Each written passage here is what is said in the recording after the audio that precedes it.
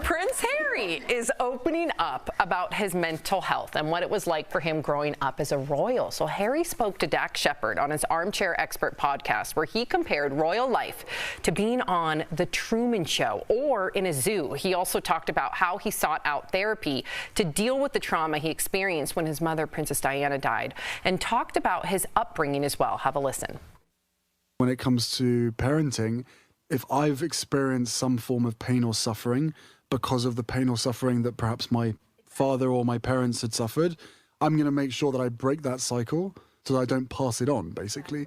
There's a lot of genetic pain and suffering that gets passed on anyway. Yeah, and we, as parents, we should be doing the most that we can to try and say, you know what, that happened to me, I'm going to make sure that doesn't happen to you.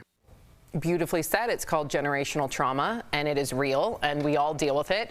And, you know, from what we learned from Meghan Markle, when she talked about her trauma and her wanting to seek mental, help, they did not allow that, allegedly, according to her. So what do you make of him speaking so freely about this? This is unprecedented. Huge break. And again, his mother, in the secret tapes, when she delivered and recorded them, also spoke about her bulimia and said she needed help and no one was there. She was all alone. That's all she kept saying. No one would help her out from the castle or the industry that it is.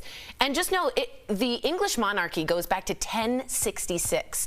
And it's parents that didn't really love their wives that had children so that they could have a bloodline to pass down. So this sense of parenting is brand new. And I don't think Charles had a good upbringing. I think they were very stern. They were to be seen and not heard. So this is huge. I think you could make the argument that parenting, especially for men, is kind of, might be in our second generation, where men know how to braid their daughter's hair.